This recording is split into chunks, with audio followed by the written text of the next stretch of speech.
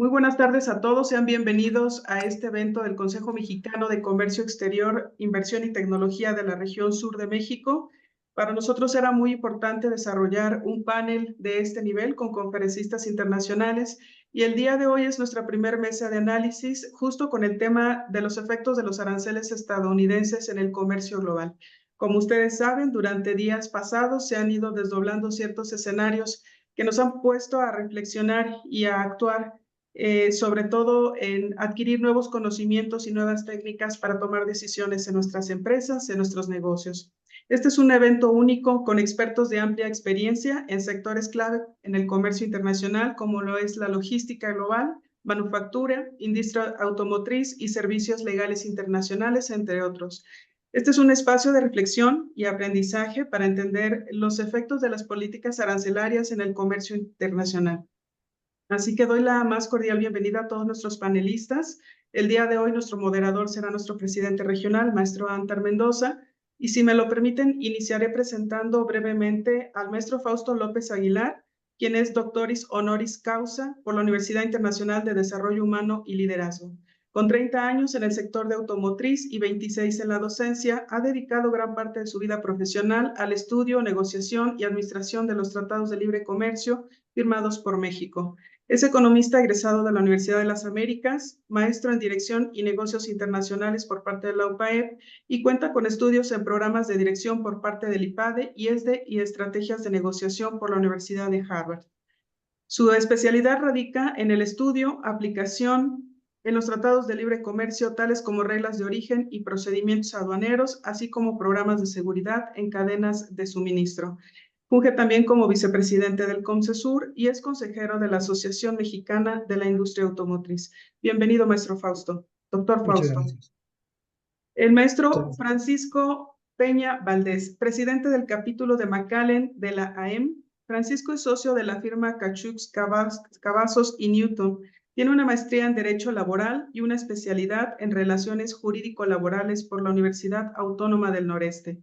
Es miembro del Consejo de Asesores del Centro de Conciliación Laboral del Estado de Tamaulipas y asesor y colaborador en materia de comercio exterior. Su práctica profesional radica principalmente en la representación de clientes en Estados Unidos y otros países, en el establecimiento y mantenimiento de operaciones de manufactura en la región del USMCA, así como la creación de alianzas estratégicas para ayudar a las empresas a aterrizar sus proyectos en México y Estados Unidos.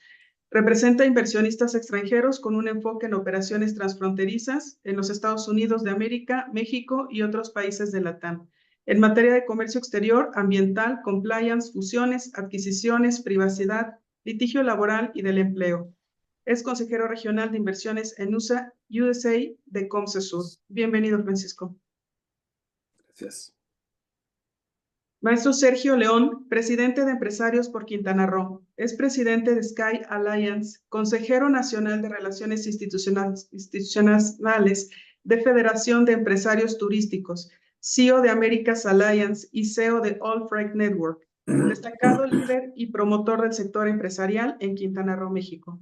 A través de la Fundación de Empresarios por Quintana Roo, ha consolidado a más de 250 empresarios, creando una red única de colaboración que impulsa el desarrollo económico de la región. A través de misiones comerciales organizadas con Americas Alliance Networks, ha abierto nuevas oportunidades de negocios en América, Europa y Asia. Representante del sector empresarial mexicano ante la ONU en los eventos de la Conferencia de las Partes COP, cumbre anual que se realiza sobre el cambio climático. Consejero de Logística Internacional en COMCESUR. Bienvenido, Sergio. Muchas gracias, un honor. También nos acompaña el maestro Guillermo Malpica Soto, que es consejero de inversiones en COMCESUR. Guillermo se desempeñó como representante comercial de la Secretaría de Economía en la Embajada de México en Washington, D.C. En este cargo dirigió desde Estados Unidos las fuerzas de cabildeo, apoyo a las negociaciones y la defensa de los intereses de México en materia comercial. También participó en las negociaciones del Tratado de Libre Comercio México, Estados Unidos y Canadá como jefe negociador de los temas de servicios, inversión, energía y movilidad temporal. Participó en la formulación de la posición de México en diferentes foros como negociador en los tratados de libre comercio en los que México participó. La OMC, la OCDE, ALADI, APEC, las negociaciones de TISA, de la Alianza del Pacífico y la modernización del TLCUEM y el TPP, después TIPAC, por mencionar los más relevantes.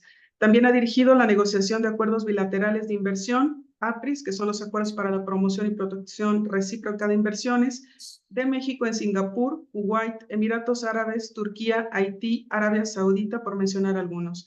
Actualmente es director de Allianz IN, que agrupa empresas de tecnología en México, y nuevamente consejero de inversiones para región sur-sureste en Comcesur.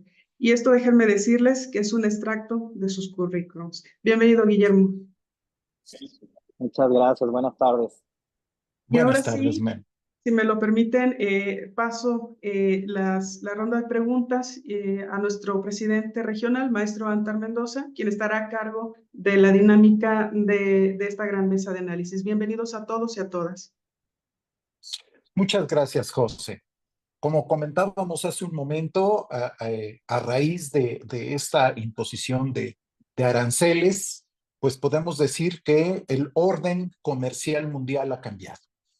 Y bajo esta lógica, quiero aprovechar el tener el honor de empezar con la primera pregunta con el doctor Fausto López. Y básicamente la pregunta es la siguiente. Con esta imposición de aranceles por parte del presidente Trump, ¿cuál será el tratamiento de un vehículo o una autoparte que cumpla con las reglas del TEMEC contra un auto o parte que no cumpla? Adelante, doctor. Gracias, Antar. Gracias a todos por la invitación. Como siempre, me siento en mi casa con su Comcesur. Voy a compartir una presentación, rápida, unos charts que creo que me pueden ayudar un poco más a poder explicar y contestar esta pregunta. Lo que hice fue un esquema, unos esquemas arancelarios donde, si me avisan que ya pueden ver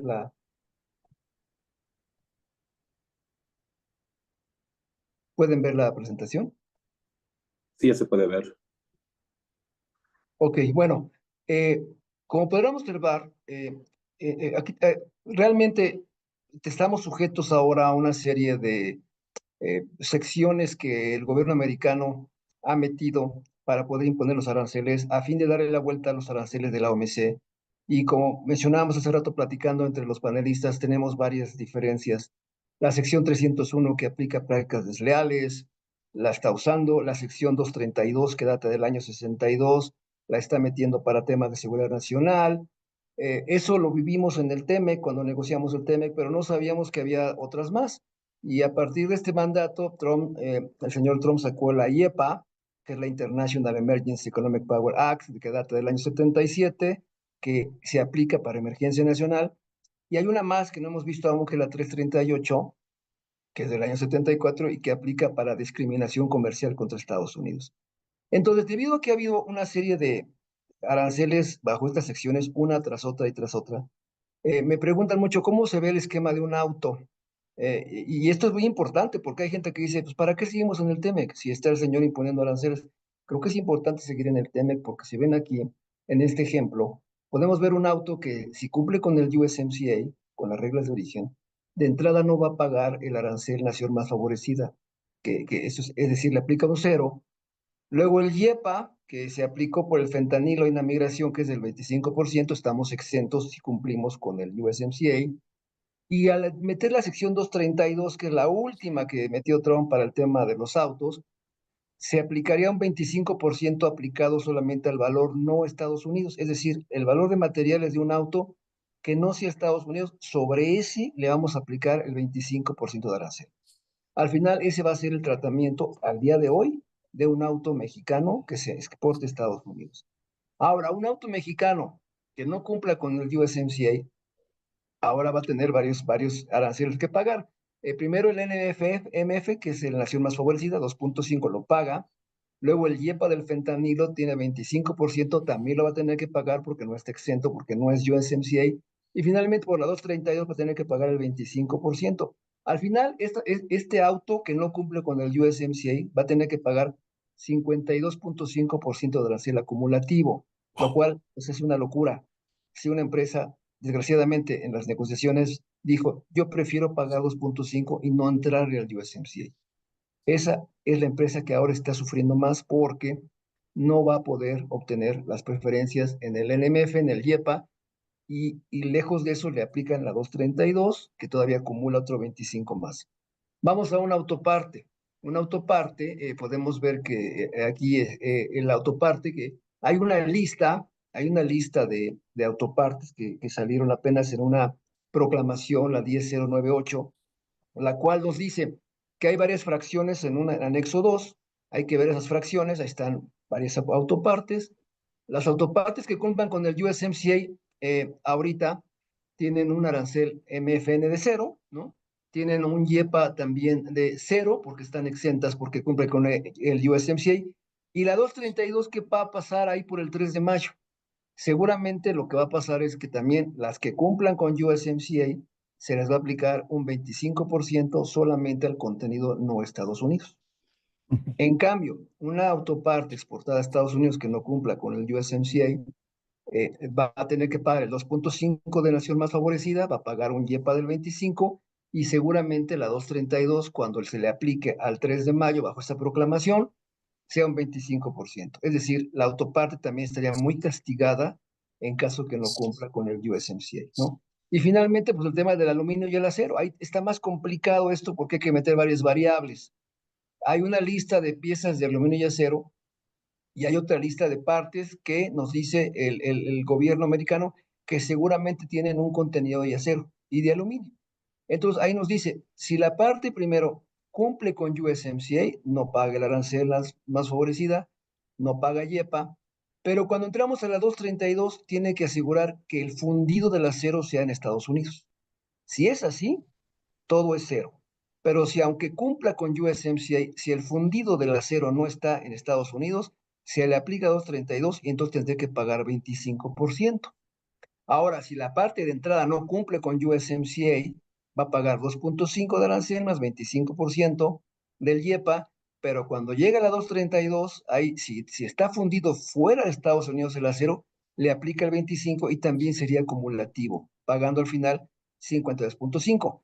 Si la parte no cumple con USMCA, pero el acero fue fundido en Estados Unidos, llegaríamos a un 27.5, ¿no? Entonces, como verán, pues sí es una situación difícil porque aquí vuelve a ser muy importante el tema del cumplimiento del USMCA. Aquellos que digan que quitémonos, salgámonos, porque no es cierto, no es correcto, ¿no? Nos está liberando, nos está salvando los primeros dos imposición arancelaria y nos aplica solamente, y digo solamente entre comillas porque finalmente también es un arancel fuerte, ¿no? Sí. No sé si quedó claro. Gracias, Santa. Muchas gracias. Muy claro, doctor, y clarísimo el por qué es tan importante permanecer en el tratado y que el tratado siga con vida, siga funcionando, siga caminando y se pueda cumplir con el tratado.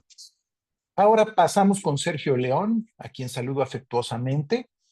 ¿Qué afectación se tendrá con estos cambios en la logística desarrollada entre Estados Unidos y México, Sergio?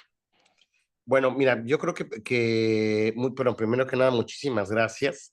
Muy honrado de estar aquí en este gran panel, compartiendo con todos ustedes.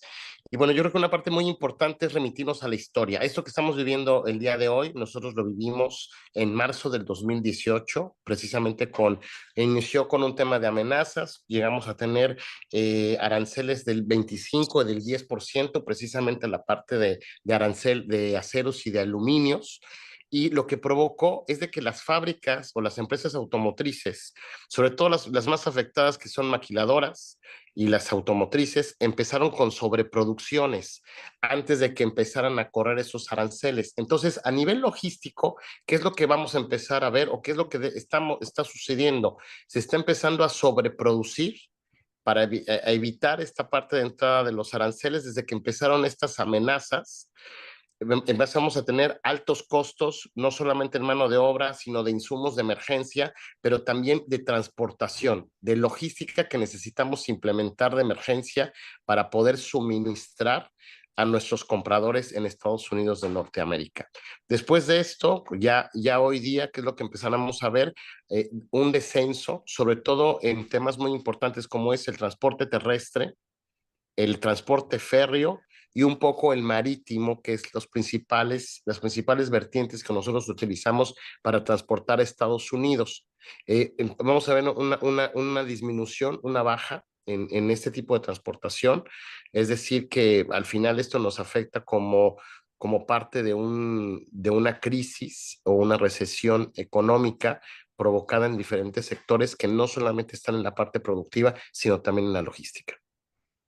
Ok, Sergio, pues muchísimas gracias. Y ahora vamos con Francisco Peña. Si fabrico en México, pero algunos insumos provienen de Asia, ¿mi producto aún califica como mexicano bajo el TEMEC? Francisco. Fíjate ¿qué tal? Buenas tardes al auditorio, a todos. Gracias por estar aquí y yo muy honrado por la invitación. A tu pregunta, hay algo que tenemos que ver. Primero, tenemos que entender que las reglas de origen están establecidas en el capítulo 4, que viene con el anexo 4B del TEMEC. Entonces, partiendo de ahí, tenemos que buscar si corremos con y sobre todo, no nada más establecer las corridas que establecen las fábricas para poder manufacturar sus productos, y no nada más automóviles, vamos a hablar de automóviles, vamos a hablar de cualquier otro producto que también se esté exportando hacia Estados Unidos, y estás importando cierto material, ya sea material de materia prima o material como algún componente. Si reúnes ciertas características, por ejemplo, la transformación sustancial, eso te puede dar un momento dado, esa transformación sustancial de una materia que no es de la región del TEMEC, la puedes en un momento dado meter dentro de lo que es la región del USMCA. También hay otro concepto que le llamamos el contenido regional de valor. Ese se suma entre el 60, 70, 80, dependiendo del producto que sea y estés manejando.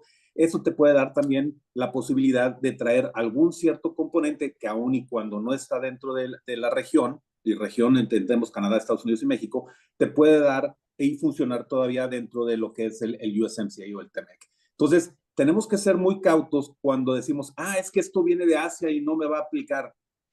¿Qué estás haciendo como empresa? ¿Qué modificaciones sustanciales le estás dando a esa materia que estás importando fuera de la región para que en un momento dado todavía te alcance a que forme parte o entre dentro de lo que está la parte del USMCA o dentro de lo que es el USMCA?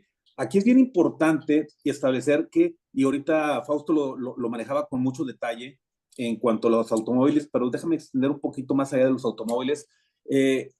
Tenemos que tener una colaboración muy estrecha con nuestros asistentes externos, los agentes aduanales americanos, los agentes aduanales mexicanos. Tu propio departamento Import-Export hoy por hoy se ha convertido en el departamento más importante de toda tu empresa.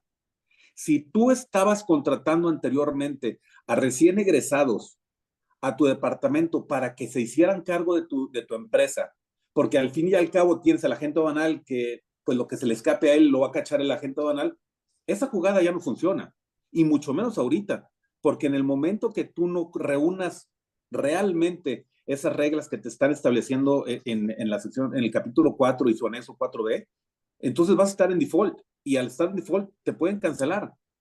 Te van a cobrar todas las tarifas completas o los aranceles completos porque no estás cumpliendo con ello. Entonces, sí es bien importante establecer que aun y cuando traes materia prima o algún insumo que está fuera de la región, si le haces el cambio sustantivo completo, y es decir, que cambies de tarifa, que cambies de la sección donde está en un momento dado en tu manufactura que lo estás importando, el HTS que le llaman en Estados Unidos, si lo puedes cambiar, todavía aún así puedes reunir, ser parte del USMCA, pero aquí es la parte fundamental. ¿Cómo vas a saberlo?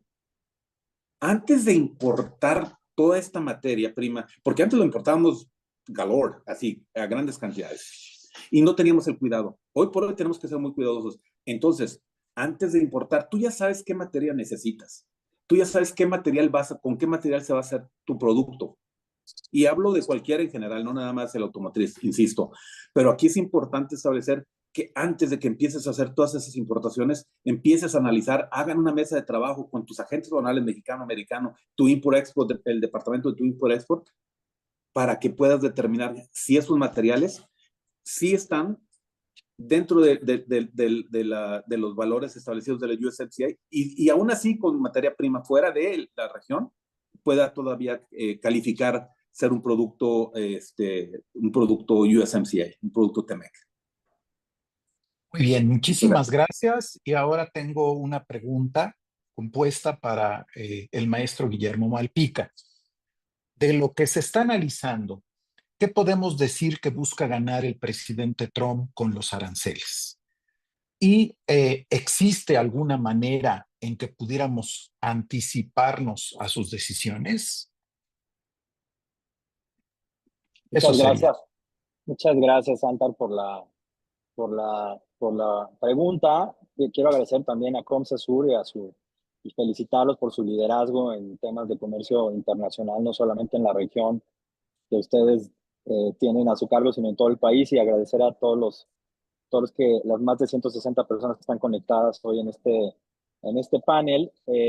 Un gusto compartir con los panelistas y con un moderador de lujo como mi querido Antar Mendoza. Sobre la pregunta, creo que conocemos bastante del presidente Trump. Hemos tenido 4 años para conocerlo, y hay algunas cosas que podemos replicar de lo que aprendimos en ese primer periodo. Por supuesto, es un presidente renovado por una elección ganada por mucho mayor margen, pero en general a mí me parece que lo que busca básicamente es muy sencillo.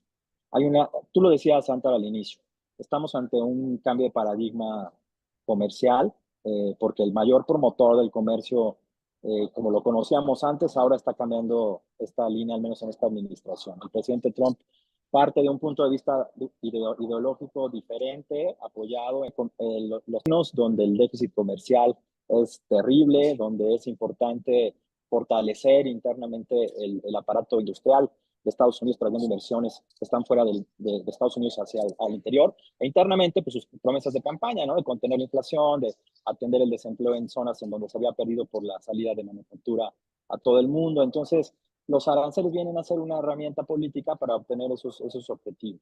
Y en el exterior, pues la amenaza de China como peleando fuerte el liderazgo de la comercial internacional, y la necesidad de contenerlo de cualquier manera, ¿no? Entonces, una versión más centrada en ellos mismos, y por lo tanto, y el uso de aranceles a discreción. Ya mencionaba Fausto de una manera muy clara las diferentes herramientas legislativas que se tienen a su cargo para tomar cualquier decisión de aranceles. ¿Qué podemos esperar? Pues podemos esperar que siga usando esa herramienta como para obtener cualquier otro objetivo, no solamente comercial, sino, como ya vimos, de otra naturaleza, para seguir provocando en su visión del mundo, un fortalecimiento de la industria de Estados Unidos al poner barreras a la entrada de productos de prácticamente todo el mundo.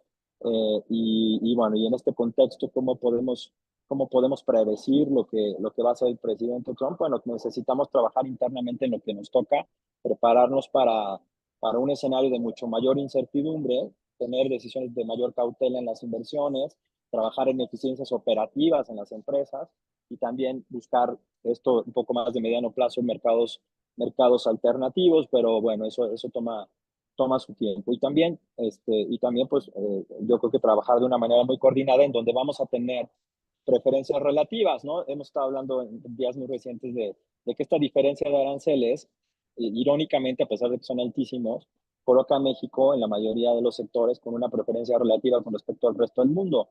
Entonces, bueno, hay que buscar cómo podemos explotar esas preferencias relativas que ya nos comentaban algunos de los panelistas que me precedieron. Hay un estudio muy interesante que salió hace menos de una semana por el Centro de Estudios Económicos de Banamex, en donde calculan un promedio ponderado de los aranceles que acabarían pagando los autos, considerando lo que van a pagar por la sección 232 y lo que pagarían por los componentes de acero y aluminio, y todavía sigue siendo bastante competitivo, ¿no? Más o menos hablaban ellos como de un 21.3 de promedio ponderado, considerando que no todas las armadoras cumplen con el TEMEC, y que hay un componente de Estados Unidos de aproximadamente 40% de piezas que vienen de Estados Unidos y que son, por lo tanto, no sujetas al arancel de la sección 232 de la Trade Economy. Muy bien, Memo, muchas gracias. Fausto, en la primera ronda de preguntas nos quedó muy claro el que afirmaras y nos mostraras y compartieras la importancia de pertenecer al TEMEC, ¿sí?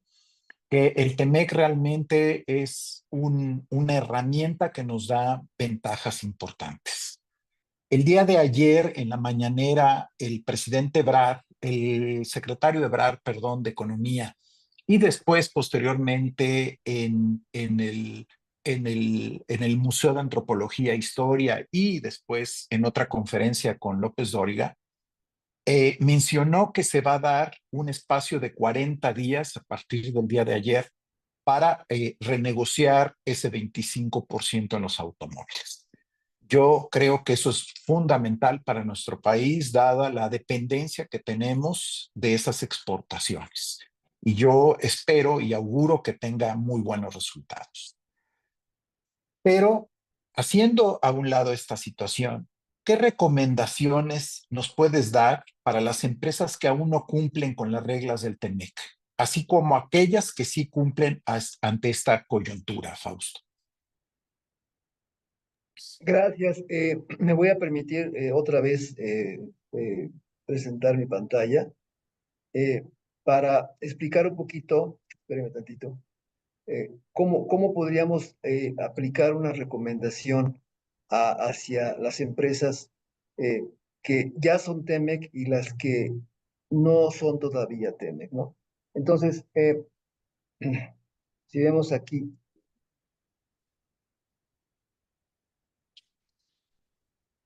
bueno, este es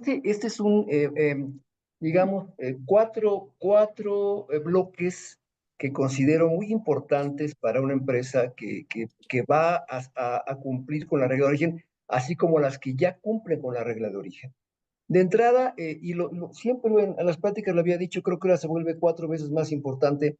De entrada, las empresas deben de evaluar cuál es el arancel que van a pagar ahora con la imposición que ha llegado de parte del señor Trump y tener bien claro cuál es el arancel que van a pagar en Estados Unidos si siguen exportando sin TEMEC y con TEMEC. Y con esto hacer un business case que les permite evaluar qué es más caro, pagar los aranceles allá o trabajar en localizar productos y componentes e insumos para poder cumplir la regla de origen y ser TEMEC.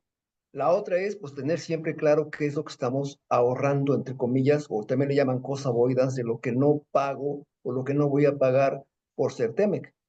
Que eso es bien interesante porque nos va a dar una idea de el monto de dinero que podríamos no pagar si somos TEMEC contra el monto de dinero que hay que pagar si son TEMEC, si no somos TOMEC. Porque hace 6 años, cuando terminamos la negociación, yo recuerdo muchas empresas que dijeron, yo prefiero pagar el 2.5. Yo no quiero, a mí no me interesa cumplir con el TEMEC, es muy difícil, no, es más costoso, me sale mejor pagar 2.5. Eso fue en ese tiempo. Y vivieron con ese 2.5 del 2020 hasta ahorita, enero 25. Pero las cosas ahora han cambiado y sigo pensando que las empresas no TEMEC van a seguir siendo lastimadas con los aranceles del señor Trump. Entonces, es bien importante primero evaluar un business case.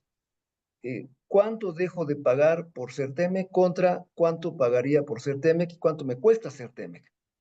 Para eso tenemos que contar también con personal especializado que nos ayude a, uno, los que no son TEMEC, a evaluar si la regla de origen se cumple.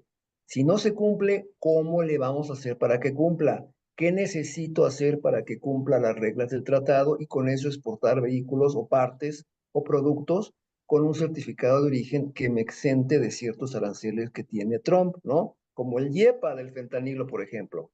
Y los que ya son TEMEC, les recomiendo que por favor revisen bien la regla de origen que tienen actualmente en donde han emitido certificados de origen, porque nos ha tocado casos en el COMCE que nos han llamado empresas que nos dicen, revísame la regla de origen, por favor, para ver si estoy bien. Y ha habido casos que no, que calcularon de manera incorrecta.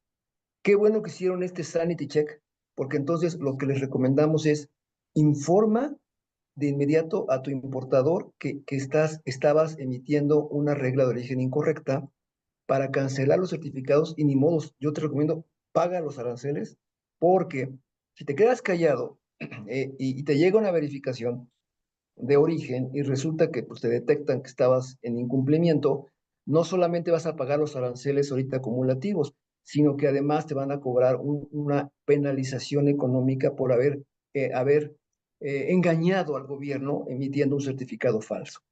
Entonces, por eso les recomiendo a los que son TEMEC hacer un sanity check y revisar nuevamente reglas de origen. También recomiendo a las que son TEMEC que por favor revisen sus documentos de origen, los certificados otra vez, porque parece mentira, pero esos campos que hay que llenar, y que hoy en día el certificado TEMEC es libre, no tiene un formato oficial, puedes meter esa información en un documento comercial, en la factura. Por un detallito que se nos vaya, puede dar pie a que la CBP te venga a verificar, porque piense que estabas, desde entrada, si hay un errorcito, puede que se pueda prestar a que diga, vamos a verificar a esa empresa a ver si efectivamente sabe hacer las cosas correctamente. Entonces, revisen los certificados nuevamente.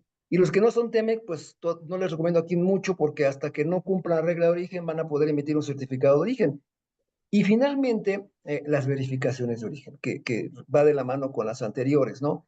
Aquí las autoridades americanas van a multiplicar las verificaciones porque lo que quieren es comprobar que las empresas mexicanas que exportamos bajo TEMEC realmente estamos haciendo las cosas correctamente y no estamos infringiendo en algún error de interpretación que nos da el origen cuando en realidad no lo tenemos.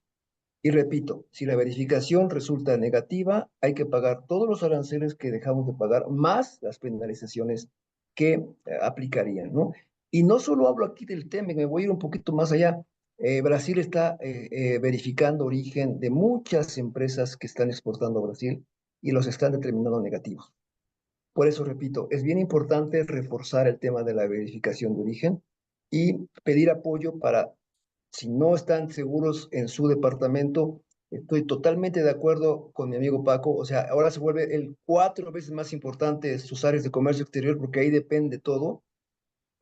Acercarse con Comcesur, acercarse con quien ustedes tengan más confianza, que les hagan una verificación y que les revisen que están haciendo las cosas correctamente para que estemos en una zona de cumplimiento y no estemos en un riesgo de no cumplir y que nos apliquen las sanciones correspondientes, ¿no? Gracias. Muy bien, doctor Fausto, como siempre, un agradecimiento enorme por compartir tanta sabiduría al respecto y en un asunto que es bastante técnico. Y ahora vamos con Sergio León, quien nos hablaba de lo importante de la logística y nos hablaba de esa producción anticipada que se hizo de vehículos y que nos provocó algunos cuellos de botella.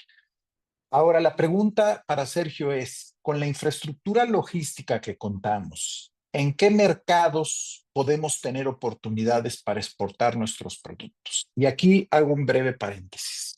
El mercado en el que estamos enfocados es el mercado americano, como por un 85%, y América del Sur y otras latitudes no nos pueden compensar ese porcentaje con el que ya estamos. O sea, va a tomar tiempo. Pero ¿qué infraestructura tenemos y qué oportunidades tenemos para exportar nuestros productos? Sergio. Definitivo, amigo. Yo creo que lo dices muy bien. De cada 10 productos que nosotros producimos, 8.5 se van para el mercado norteamericano. Ahora, y también yo creo que es muy importante, dentro de estas empresas que producen estos 8.5 productos, o 85% de nuestros 100, tenemos un porcentaje de más del 60 son inversión norteamericana. O sea, no es inversión mexicana, sino inversión de mismos norteamericanos que llegaron hace 20, 30 años, empezaron a poner las fábricas y que empezaron a realizar ese comercio con Estados Unidos de Norteamérica. Hace rato mi amigo Guillermo apuntalaba acerca también de otros mercados, creo que es muy importante. Tenemos una infraestructura logística interesante en nuestro país. Yo creo que como un dato de contexto, tenemos 340 millones de habitantes en Estados Unidos de Norteamérica y tenemos 160 millones en México. Eso nos hace ya per se a nosotros unos grandes consumidores dentro de casa, ¿no? porque eso después nos va a llevar a un tema de lo del Plan México, pero per se ya tenemos nosotros a unos consumidores importantes. Hay un mercado, son 3 mercados los principales que se están afectando con esta medida. Una, el automotriz, es uno de los principales, que además esto viene de un tema de campaña de Trump, que él prometió reactivar la parte automotriz. Eso es una bandera que tenía que venir porque tenía que venir, porque estaba dentro de su campaña, no solamente de ahorita, sino ya lo trae desde su primer mandato que tuvo él. Segundo mercado que nos está afectando es la parte manufactura y tercero, la parte agroindustrial. Yo considero que en la parte automotriz sí es un mercado muy específico, que va a ser muy difícil apuntarle a otros mercados que no sean de Estados Unidos de Norteamérica. En la parte textil, en la parte de maquila y en la parte de agroindustria sí podemos encontrar otros mercados. Si nosotros sumamos la población que existe entre los países de Centroamérica y del Caribe, tenemos 100 millones de consumidores o 100 millones de habitantes, más 40 millones que representan el turismo que está visitando hoy Centroamérica y Sudamérica, cuando además tenemos un tratado de libre comercio que nos cubre, en el caso centroamericano, desde Guatemala hasta Panamá. Nosotros nos espantamos mucho y nos preocupamos, y sí hay mucha razón, definitivamente sí, porque hay inversión, porque hay mano de obra, porque ha existido durante muchos años este desarrollo de mercado, pero de cada 100 productos o dentro de las fracciones arancelarias que se manejan entre ambos países, solamente el 48% están beneficiadas para la parte de lo del TEMEC. No es nuestro tratado de libre comercio más agresivo que tenemos. Nosotros tenemos un tratado de libre comercio más agresivo que es con Chile, Perú y Colombia. Es más agresivo que el que tenemos nosotros con Estados Unidos de Norteamérica. Es decir, tenemos herramientas hoy hacia otros mercados que podemos nosotros desarrollar, que tal vez no hemos volteado a ver y que no hemos utilizado, que logísticamente hoy en la parte marítima tenemos una conectividad impresionante con nuestros puertos, tanto en el Pacífico como en la parte de Golfo Atlántico que tenemos. Sabemos muy bien la fortaleza que tenemos en Altamira, que tenemos en Veracruz, y un puerto progreso que ha ido creciendo de forma, exactamente, lo dice muy bien Paco, ¿no? Ha ido creciendo, creciendo, creciendo, no ha parado y se ha convertido en un puerto muy importante. Lo mismo nos está pasando del lado del Pacífico. Nuestros puertos ya no solamente es un Manzanillo, ya tenemos un Lázaro Cárdenas y un Salina Cruz. Y en la parte terrestre, yo creo que la conectividad que tenemos hoy a través de Ciudad Hidalgo para poder entrar en Centroamérica se utiliza y se utiliza muy bien. Hoy estamos hablando de que son más de 250 cajas de 53 pies que cruzan todos los días por Ciudad Hidalgo, Chiapas, para este comercio que tenemos de exportación hacia Centroamérica y de importación a México, que podría robustecerse. Y también yo creo que no se ha explorado el tema en la parte de Quintana Roo. Nosotros podríamos empezar a desarrollar un poco de industria que nos haría una conectividad de cruzar Belice, que se considera isla, se considera parte del CARICOM, y solamente con 270 kilómetros desde Chetumal hasta la frontera con Guatemala puedes conectar con todo Centroamérica. Son mercados que son interesantes, que los tenemos cercanos, y en la parte aérea ni se diga. El aeropuerto de Ciudad de México con el aeropuerto internacional de Cancún nos dan una conectividad muy grande que nos ha permitido tener prácticamente todos los continentes en un tema de líneas aéreas, de frecuencias, de volúmenes para poder transportar. Y regreso a este punto, hoy día con Centroamérica y con el Caribe tenemos esa conectividad que podríamos hacer uso para poder explorar estos mercados que tal vez tenemos hoy tratado de libre comercio en el caso de Centroamérica y no hemos aprovechado, o algunos tratados de libre comercio con Sudamérica, como lo es Perú, Chile y Colombia. Muy bien, Sergio. Qué bueno que nos dices que contamos con la infraestructura para poder explorar los mercados y podernos mover de manera sana. Y yo hago una invitación a que verdaderamente las empresas puedan moverse en esa dirección, ¿sí? Ya que hace 6 años creo que no nos movimos tanto y estamos casi igual que hace 6 años. Y ahora con una situación más compleja, ¿no? Entonces, yo creo que tenemos que revisar y movernos en la dirección adecuada.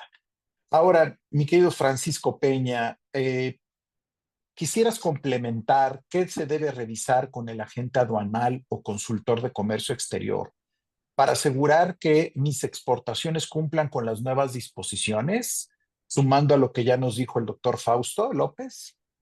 Sí, fíjate que, y déjenme hacer tantito, así, a mí me gusta mucho la historia y vamos a ver por qué estamos como estamos. Los aranceles para Estados Unidos no son nuevos. De hecho, era con lo que sobrevivía el gobierno cuando empezó a ser nación Estados Unidos.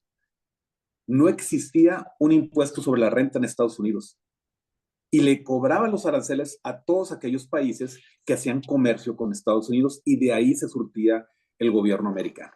Entonces, el gobierno americano tiene mucha experiencia en cobrar aranceles, en utilizar los aranceles.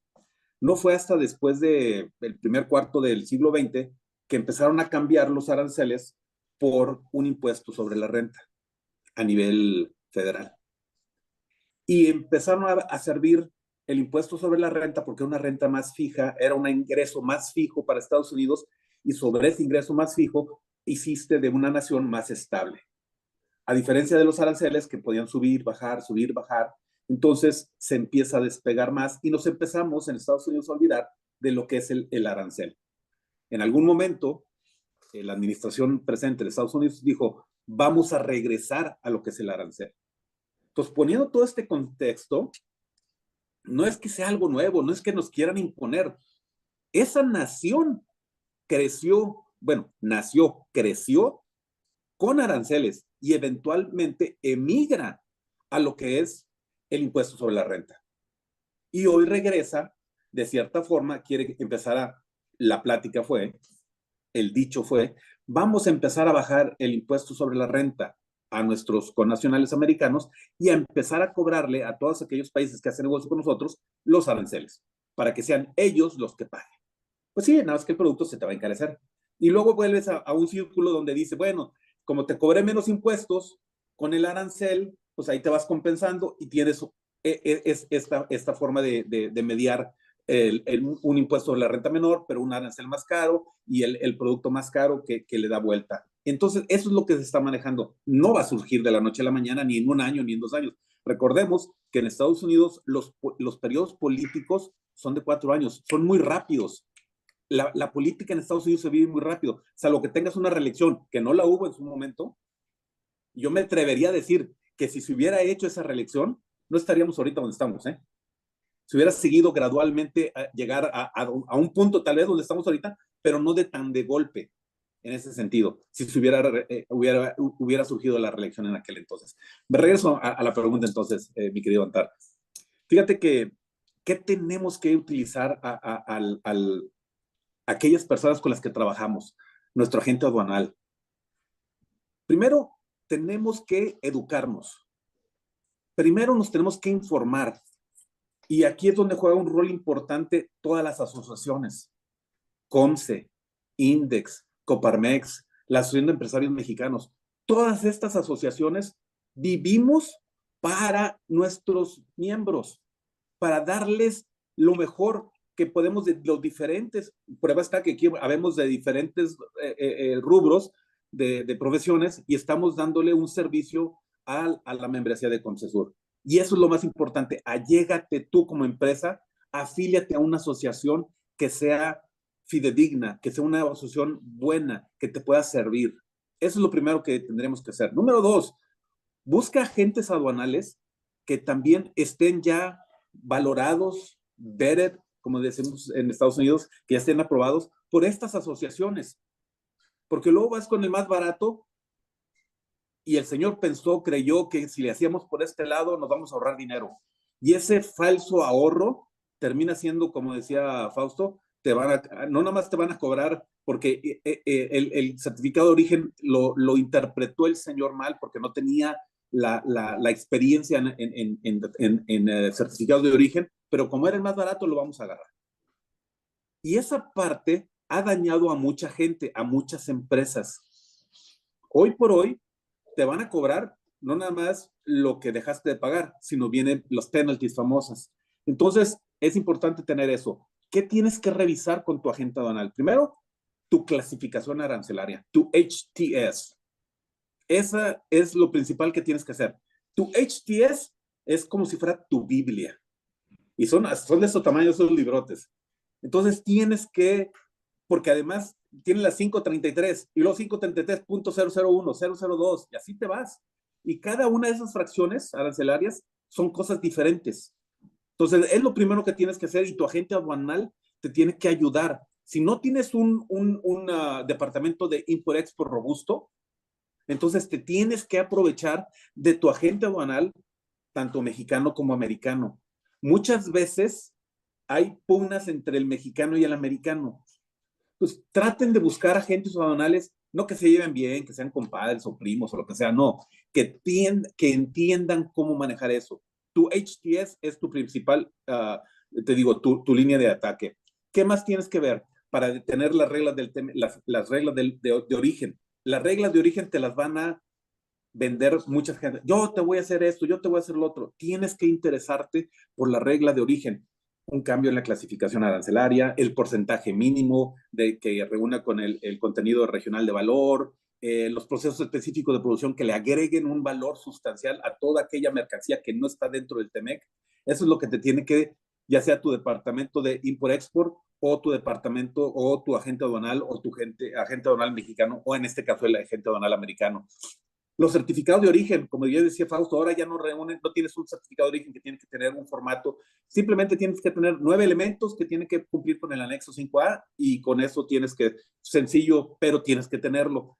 No puedes emitir certificados de origen como si fueran tacos o enchiladas. Tienes que tener mucho cuidado, porque donde no tengas cuidado estás exponiendo a tu empresa a grandes problemas económicos.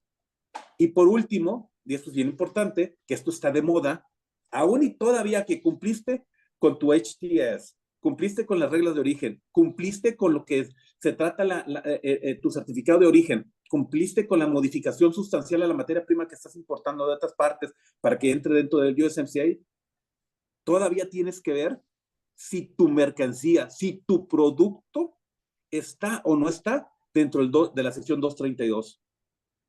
Hay muchos productos que no entran en el 232, pero hay muchos productos que sí.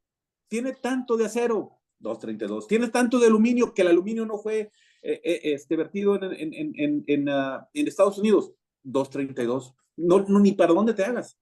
Ahora, lo que decía Sergio ahorita, para la parte automotriz, no hay mercado más grande que el americano. Así de sencillo. Y déjenme decirles una cosa, a nivel mundial, el mercado de consumo más grande del mundo es Estados Unidos. El mercado de consumo más grande de Estados Unidos es Estados Unidos. Es Estados Unidos. Y todo el mundo quiere venderle a Estados Unidos. Y bien dijo Trump en su discurso, ya nos abusaron, ya nos vieron la cara, ya nos mintieron, ya nos hicieron, son las víctimas ellos. Y si nos podemos hacer un poquito estrictos, pues en cierta medida tiene razón. Y él está utilizando ciertas medidas proteccionistas. No estoy de acuerdo en muchas cosas. Digo, al final del día, cada quien maneja su país como lo quiere manejar. Pero sí tenemos que tener mucho cuidado que nuestro agente aduanal sea una persona de fiar. Que nuestro departamento interno de import-export sea lo suficientemente robusto. Y no me voy a cansar en toda esta presentación, se los voy a repetir hasta el cansancio, porque tengo experiencias muy desagradables con empresas donde las cuales el departamento de import-export lo consideraban como, bueno, a ver, como si fuera el cuartito de al lado, no el cuarto de al lado que tenemos, era el cuartito de al lado. A ver, pregúntale, no, no sabe, háblale a la gente aduanal, no le hables porque nos va a cobrar. Y ahí se la iban inventando y sacaban cada cosa. Entonces, sí es importante, Antar, que tengamos, hagan el due diligence, vayan con las asociaciones, de verdad, vayan con las asociaciones. Las asociaciones ya tienen agentes aduanales vistos, aprobados, certificados de alguna manera, tanto mexicanos como americanos. Son tu primera línea de defensa, ellos. Sin ellos, estás perdido. Es importantísimo, y no me voy a cansar de decirlo, es importantísimo las asociaciones, tu departamento interno de Import-Export, tus agentes aduanales mexicano y americano. En ese sentido, los que te acabo de decir, cumple con todo esto, las reglas de origen, el certificado de origen, tu tarifa del HTS, y al último ya cumpliste con todo el TEMEC. Y te va a decir tu agente aduanal, ¿qué crees? Tu producto entra en el 232, el 25%. Pero ya te salvaste de todo lo que nos decía Fausto al principio. No vas a pagar el 2.5, no vas a pagar el 25, pero el 25 del 232 sí lo vas a pagar. Mucha gente entró en confusión de que cuando dijo el anuncio, todos los que están dentro del TEMEC no van a pagar 25%. Ya no la pagamos. Pero no se acordaban que existe el 232. Ese sí o sí tiene reglas específicas. Más allá del USMCA. Es decir, para que tengas una idea, este es el USMCA, este es el 232. Hasta por encima del USMCA, porque esto es seguridad nacional. Y la tiene que vender de tal forma. No nada más es ponerle seguridad nacional y ya. No, tiene que documentar y ser congruente con lo que es el 232, que es muy específico. Pero hoy por hoy, el acero y el aluminio sí.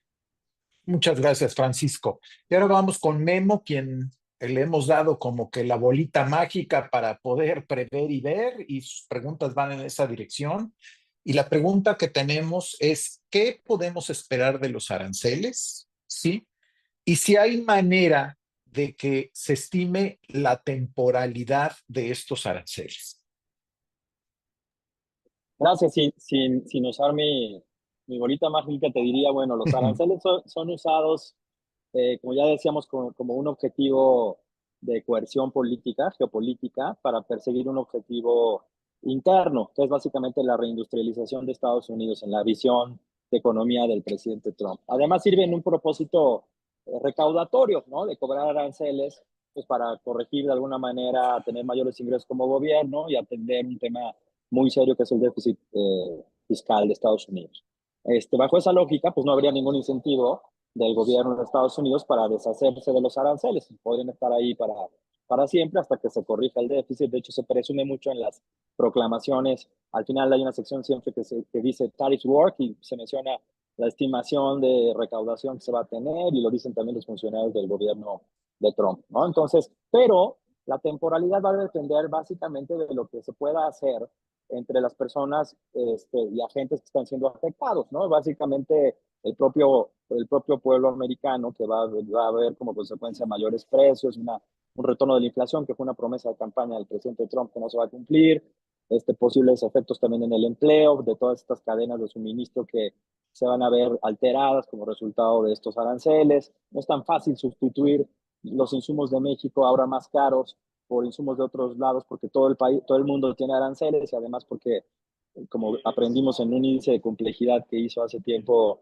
de complejidad económica que hizo hace tiempo Ricardo Hausman de la Universidad de Harvard, cuando tienes procesos tan complejos y tan integrados en sectores muy, muy sofisticados, es muy difícil sustituir un insumo por otro de otro país, ¿no? Entonces, no es tan sencillo, va a tener el propio pueblo de Estados Unidos y las empresas de Estados Unidos consecuencias importantes, cuellos de botella en la cadena de suministro, cautela en los mercados. Ya vimos hace unos días la mayor caída desde 2020 en el índice de Standard & Poor's, en el Nikkei. Entonces vamos a ver cómo reacciona el sector privado de Estados Unidos, porque al final lo que le interesa al presidente Trump no es lo que opina México, Canadá, ni Bangladesh, ni la Unión Europea, ni Corea del Sur, sino lo que opinan sus votantes, ¿no? Entonces, si puede haber una reacción importante a través de las empresas, de las asociaciones de Estados Unidos, con los congresistas, por los efectos que van a empezar a vivir o que ya están viviendo, una desaceleración en su economía, eso puede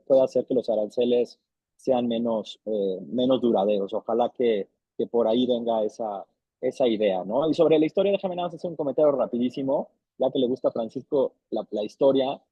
Hay 3 etapas en las que México, en las que Estados Unidos puso aranceles de esta manera desproporcionada, y cada una más o menos con 100 años de diferencia. En 1828, una que se llamaba las tarifas abominables, algo así les llamaban, que provocó una gran depresión en Estados Unidos, es resultado de Estados Unidos se protegía de la competencia de Inglaterra en esa época. Después, en 1930, la ley Smoot-Hawley, que es precisamente la que mencionaba Fausto, que no se ha usado, la sección 338 de la Tariff Act de 1930, esa ley acentuó la caída del PIB de Estados Unidos después de la caída en la bolsa de valores, ¿no? Acentuó la Gran Depresión que después se volvió mundial, ¿no? En 1930. Y ahora, casi 100 años después, estos aranceles de Trump, ¿no? Leí hace poco a un crítico de Estados Unidos que decía, ¿por qué duran 100 años estas decisiones? Pues porque tienen que estar muertos todos los que vivieron las consecuencias para que se pueda volver a aceptar esto, ¿no? Ahí lo dejo. Excelente, excelente, Memo. Muchísimas gracias. Ahora vamos a la parte de conclusiones. Vamos a dar un par de minutos. Empezamos con el maestro Fausto para que nos sea tan amable de darnos una conclusión. Sí, gracias, Santana. Bueno, básicamente hemos visto que el estilo del señor Trump ha sido siempre el mismo, ¿no? Siempre la amenaza, siempre digo, y poner la pistola en la cabeza de la otra parte, y tenemos que aprender a vivir con eso, porque la constante de la amenaza arancelaria va a vivir, y también va a ser una constante el tema de la negociación, negociar con el señor Trump para poder reducir los efectos que hoy está emitiendo. Me preguntaban esta mañana que cuál sería mi escenario, mi expectativa de escenarios ante esta guerra comercial. Yo lo que digo es que una guerra comercial no tiene ganadores nunca, siempre se pierde, ¿no? Hay perdedores. Entonces, yo tengo tres escenarios, el escenario optimista, el mediano y el menos optimista, ¿no? Yo diría que el optimista es que le estamos echando aproximadamente unos 3 meses a que dure todo esto, hasta que haya un poco de orden y se vuelva a compensar y a liberar el asunto. Un escenario medio sería como 6 meses, en lo cual estaríamos esperando que hubiera modificaciones, y un escenario menos optimista o el pesimista es que hablamos de un año que durara esta situación con el señor Trump. Más allá no lo veo porque en una guerra comercial pues empezarían a colapsar la economía, ¿no? El consumidor va a tener precios más altos, los volúmenes de venta van a bajar, baja la demanda, vamos a tener menos ventas, empieza a haber situación de despidos, empieza a modificarse el tipo de cambio, las inversiones empiezan a moverse a otro lugar, empieza a haber una incertidumbre y eso provoca también movimiento de mercados. Entonces, no creo que esto dure mucho porque empieza a colapsar las economías y la primera que va a empezar a colapsar, a mi juicio, es la de Estados Unidos. Entonces, yo creo que debería de durar muy poco esto. Recordemos que en el 2019, la pequeña mini guerra comercial que hubo cuando Trump nos aplicó la sección 232 a México en acero, México retalió con productos agrícolas y alimenticios y eso obviamente le pegó muy fuerte a Estados Unidos y hubo presiones y la mini guerra duró 3 semanas. Entonces aquí vamos a ver, yo creo que como es aplicada al mundo, al global, no veo más allá de un año, pero mientras tenemos que siempre estar planeando, no a largo plazo, tenemos que estar actuando hacia corto plazo y mediano plazo para no tomar decisiones incorrectas, ¿no? Esa es mi conclusión. Ok, Fausto, seguimos contigo porque tenemos una pregunta en el chat y dice, producimos edredones, nuestro hilo se trae de China y otro porcentaje es de México. Ya aquí en México se teje la tela, se hace el producto terminado y finalmente se manda a Estados Unidos. Nuestros productos sí son originarios. Pregunta, ¿hay cambios para textiles o sigue igual para calificar como originario? La regla de origen sigue igual. Recomiendo que vuelvan a checar nada más que se cumpla el salto arancelario, porque en el sector textil aplica mucho el salto arancelario y se permite traer ciertas cantidades de hilo en peso que permiten dar el brinco. Pero las reglas no se han modificado. Todavía no llega a la otra parte que es la revisión TEMEC. La revisión TEMEC está para el año 2026, a menos que el señor Trump la quiera adelantar para este año. Y ahí es donde esperaríamos que venga con reglas más estrictas, que pida cambios que impliquen incluso hasta una regla de origen que limite o que también castigue los insumos chinos. Puede ser, ¿no? Pero de entrada sigue igual. Ok, muchísimas gracias, Fausto. Ahora vamos con Guillermo Malpica. Tenemos una pregunta en el chat, Memo, antes de que digas tu conclusión. Dice, buen día a todos.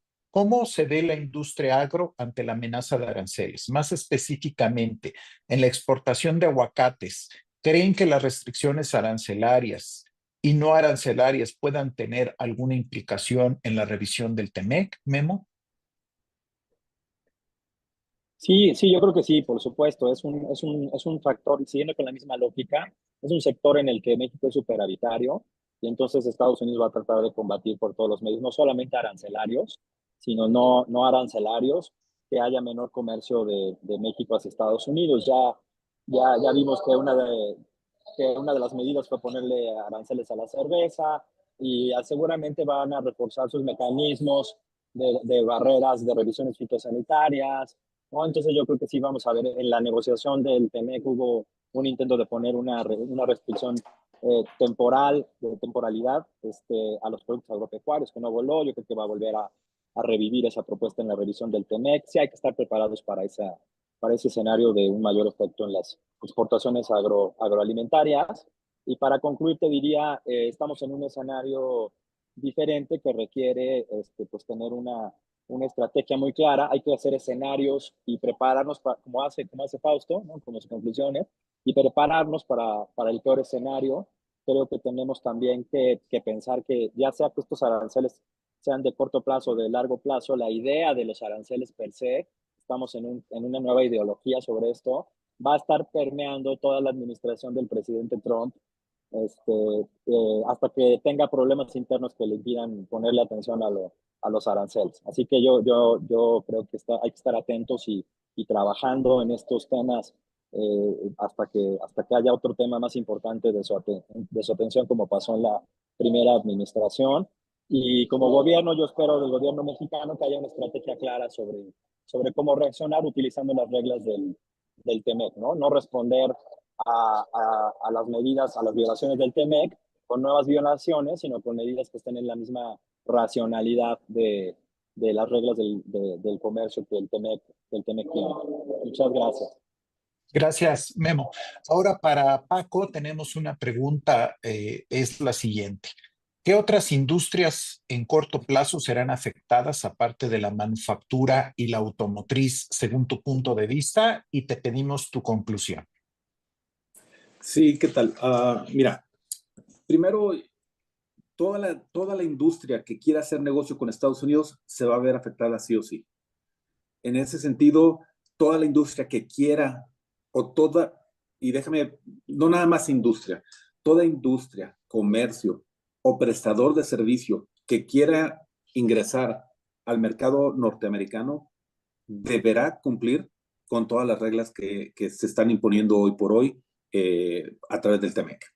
Deberá tomar al TEMEC como su guía para poder en un momento dado establecer si lo que esta persona que está en México quiere ir hacia el mercado americano debe cumplir. Ahora bien, si yo tengo un producto que cumple con todas las reglas y lo puedo exportar hacia Estados Unidos bajo las mismas reglas, esa situación te pone en una situación de privilegio con respecto a otros productos que no están dentro de la región. Tú lo que estás buscando aquí es qué productos dentro de todo el universo puedes dar tú, a diferencia de otros productos que no pueden ni siquiera imaginable entrar en el TEMEC o en el USMCA. Esa es tu ventaja, porque perteneces a la región donde el mercado más grande de consumo está. Esa es una de las principales ventajas que tenemos aquí. Por otro lado, los prestadores de servicios o el comercio como tal, deberemos siempre estar tomando cursos como asistiendo a webinars para estarnos capacitando. La persona que no se capacite y se quede, no, pero al rato se quita esto y volvemos a lo antes, ¿para qué voy al webinar a perder tiempo nada más? Además, los que hablan ahí dicen que saben, pero no saben. De esas ya me he tomado muchas. Entonces, la persona que piensa así, simplemente no va a poder entrar al mercado más grande de consumo del mundo. Y eso es bien sabido. Hacer las cosas a medias aguas no van a servir hoy por hoy. Ahora bien, como conclusión, ¿qué creo que puede pasar? Culturalmente hablando, en la nación americana, se rigen mucho los presidentes cuando entran a su gobierno por los famosos 100 días, que México también ha agarrado como ahora de moda en los últimos presidentes, ¿no? ¿Y qué hicieron en sus primeros 100 días los presidentes? ¿Y qué hicieron los presidentes en sus primeros días? Bueno, hoy por hoy, Estados Unidos, a través de esta administración, está dejando en claro que todas las promesas de campaña que él dijo, las quiere cumplir dentro de sus primeros 100 días. Porque culturalmente hablando, en Estados Unidos se evalúa a un presidente no por si está bonito, si está pelón, si está güero, si está moreno, no. ¿Por qué hiciste de tus promesas de campaña y qué cumpliste durante tus primeros 100 días? Y eres evaluado de esa manera. Pasados los 100 días, nos dice la historia, se dedican posteriormente a administrar. Pero en estos primeros 100 días son muy agresivos en sus propuestas. Y para muestra el botón que estamos ahorita teniendo. Entonces, ¿cómo voy a esperar, como decía ahorita Fausto, mediano, largo o corto plazo? Yo lo veo en corto, mediano, no lo veo largo, la verdad. Y te voy a decir por qué. El americano es mucho de lo siguiente, survival of the fittest. Va a sobrevivir el que mejor posicionado esté. Y a los chiquitos me van a estorbar y los voy a hacer a un lado. Y eso es la desventaja que va a tener aquel empresario que sea pequeño y que no pueda soportar estos días de corto o mediano plazo. Es weeding out the weak, sacándole a los débiles. Es weeding out the weak, porque me van a estorbar en mi proceso que yo traigo de grandes cosas. Esa es una. La otra, ya terminé con los 100 días, me voy a dedicar a administrar. Y como decía Fausto también, aquí sí tengo que decir, pues el TEMEC está para el 26, salvo que no lo adelanten, porque ya dijo que lo podía adelantar. Entonces, vamos a ver. Y por último, cierro con lo siguiente. Es importante establecer los momentos políticos de cada país. Observemos dónde está Estados Unidos. Estados Unidos le pasó lo mismo que le pasó a México. Ganó, pero es más, no ganó, arrasó el presidente que está ahorita. El presidente en México arrasó con todo lo que había en las votaciones.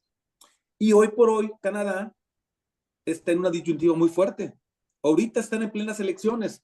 Entonces, Canadá tiene que mostrar otra forma a su electorado. Ya Trudeau renunció, no le fue tan bien en sus últimos años, dejó un partido débil. Ahorita el que está de primer ministro no se va a dejar y están diciendo cosas. Y hay un mini Trump ahí en Ontario que dice que yo voy a hacer esto y yo voy a hacer lo otro y está ganando popularidad. Están en una contienda de popularidad, así como cuando Trump nos amenazó desde que estaba en su campaña, que hoy por hoy sí ha cumplido muchas de ellas, déjame decirte. Pero me gusta mucho lo que estamos haciendo en México. Okay. Estamos siendo cautelosos. Claro. No estamos atacando. Estamos siendo conscientes de lo que está pasando y eso sí, con una mayor amplitud y con una quietud de que hoy por hoy aquí en mi país no hay ni estoy en plenas elecciones como lo tiene Canadá. Entonces, eso sí hace grandes diferencias entre los países. Para nosotros, poder responderle a Trump de una manera diferente, una manera agresiva, yo lo vería solo cuando el caso fuese extremadamente necesario. Y hoy por hoy, todavía, al menos en mi parecer, no hemos llegado a ese caso extremadamente necesario. Entonces, vamos bien. Creo que el ser mediadores, conciliadores, nos ha servido bien y nos han tratado bien. Y para muestra un botón, ¿cómo terminamos dando ciertos individuos que estaban encerrados, encarcelados, y los mandamos como una ofrenda de paz, ¿no? Entonces, cierro mi comentario con eso, que vamos viendo, estamos haciendo bien las cosas hasta donde yo creo.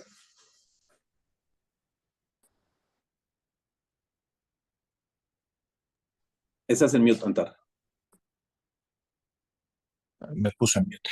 Muchas gracias, Paco. Ahora vamos con Sergio León, y aquí sería: ¿cuál debería ser la forma de conducirse de las empresas del sector logístico y logístico portuario? ¿Y cuál sería la afectación para el sector alimentario, principalmente para el sur-sureste, Sergio?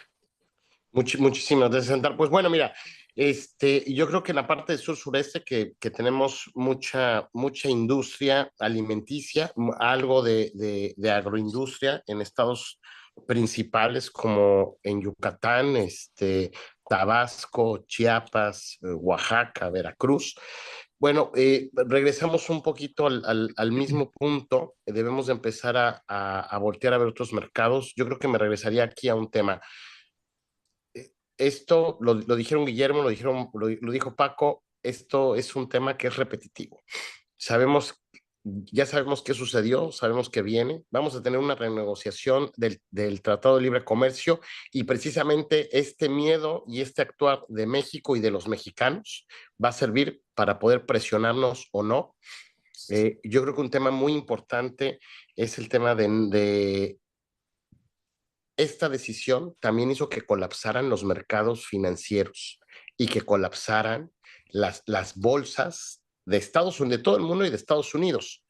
Hoy la moneda norteamericana se depreció, pero no lo sentimos en México porque hemos caído en el tema de la especulación, en el tema del miedo de cambiar la moneda. Esto nos ha estado afectando mucho. Si tú me dices, no solamente es para un tema Antar de logísticos o de agroindustria, creo que en general, Paco lo apuntalaba muy bien, debemos de guardar la calma, debemos de seguir con nuestros planes de inversión, debemos de seguir con nuestros planes de confiar en nuestro país y en seguir produciendo, siendo cautelosos, sí, sin un tema de apalancarnos. Creo que no es un año de apalancarse con créditos, es un año de cuidar el flujo de caja y cuidar las producciones. También Paco lo decía, aquí los más débiles van a ser los que van a salir y los medianos y los fortalecidos de los que se van a mantener, y la única forma es precisamente cuidar y administrar muy bien el recurso que tenemos para poder salir fortalecidos, acercarnos a las asociaciones. Yo creo que también es un tema prioritario.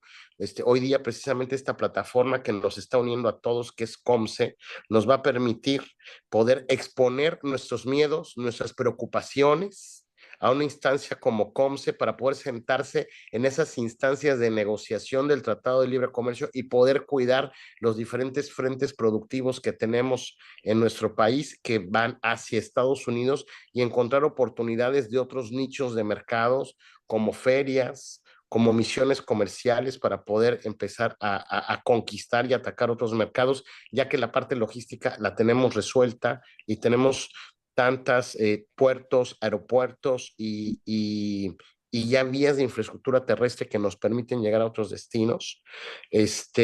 Yo creo que si nosotros empezamos a cuidar el tema del miedo hacia la especulación, el miedo hacia el no invertir, sino seguir invirtiendo y seguir confiando, creo que vamos a poder pasar esto de una forma sana, de una forma inteligente, y esta parte de acercarnos a las asociaciones para poder exponer a un consejo como COMSE, exponer cuáles son nuestras preocupaciones para poder llevarlas a las mesas de negociación, creo que nos va a ayudar mucho para cuando venga esta renegociación, sea antes o sea en el 2026, pero debemos de empezar a poner estas dudas y estas preocupaciones sobre la mesa para que se empiecen a poner las soluciones que necesitamos que se den para nuestros diferentes sectores productivos que tenemos en los 32 estados de nuestra república.